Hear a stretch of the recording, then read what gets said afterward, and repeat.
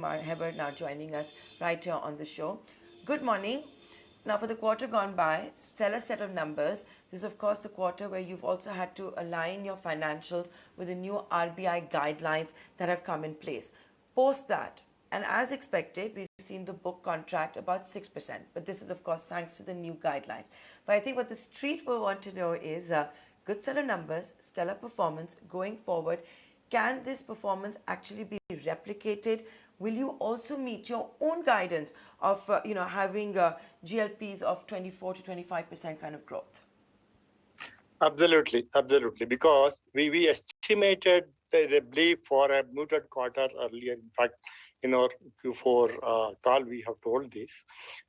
We estimated that it takes some time because training 10,000 employees with the new guidelines, new rules, the new technology norms is not easy. So we estimated some kind of reduction in portfolio in Q1, and we are back into normal business in June already. We are already a month on month positive from June onwards.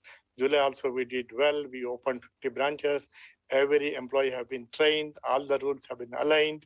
I think we don't see any reason for not achieving our guidelines. We are perfectly on course in terms of achieving the portfolio guidelines, also as well as the other parameters what we guided. So things are looking good. Economy is doing well. Rural economy is really working very well right now with good monsoons. So we believe we can achieve our guidance very well.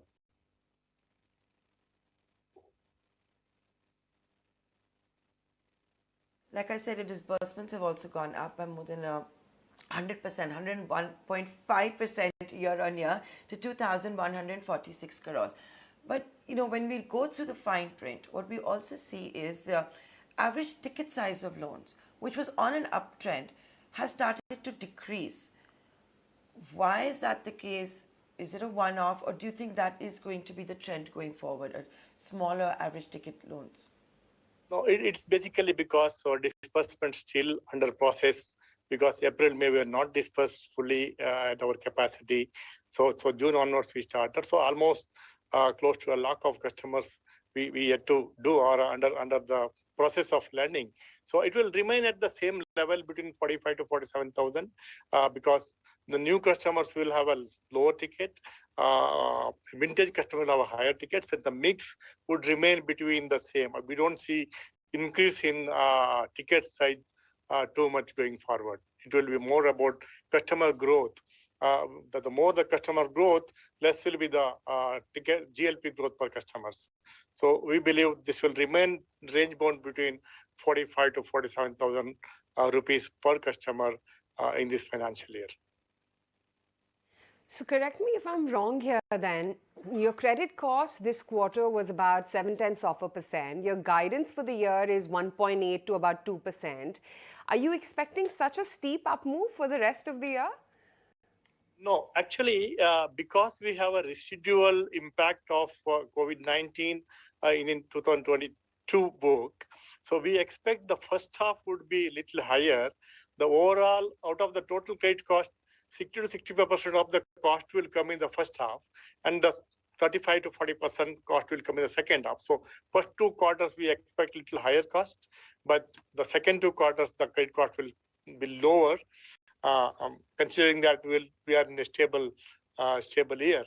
So overall, we will not be crossing the 1.8 to 2% guidance what we have guided already. What can you tell me about the disbursement and collection trends for the balance of the year? So we assume that we will have a good disbursement and we will achieve the 24 to 25% growth. And already in July, we have disbursed more than 1,200 crores. We acquired more than 80,000 customers already. So the trend will continue.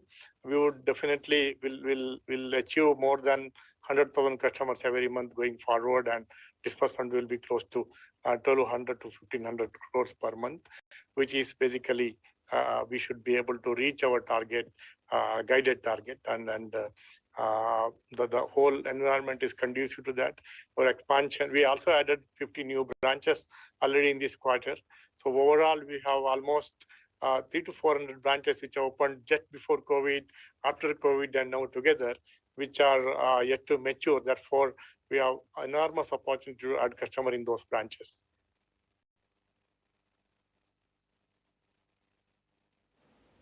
Already there are more than 1,600 branches. How many more are you planning? But I also wanted a quick word as far as collections go. We saw collection efficiency of nearly 90% plus, nearly 94%. So given the 97. large rural footprint also that the NBFC has, yeah, how can this continue? Is this sustainable? How can you improve it further? So this continuing. Actually, if you exclude the non-paying NPAs, we are more than 98%, which is the normal actually. Which is a normal. We are the near normal pre-COVID level of collections already. If you exclude the non-paying NPA customers, and I think we have been able to do the last 2 quarters, and I think we will continue to demonstrate this high collection discipline going forward. The model what we built is a very, very high touch model, which will help us to ensure a high collection or on-time collection.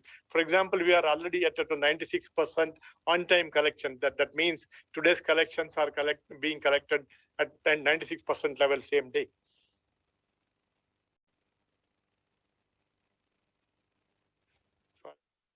Okay, so that's a stellar performance that has come in from CreditAccess Grameen, profit rising sevenfold. You see disbursements of 101%, collection efficiencies of 95%. So let's see how the counter does. Right now trading along the flat line. Thank you so much for joining us live on the show.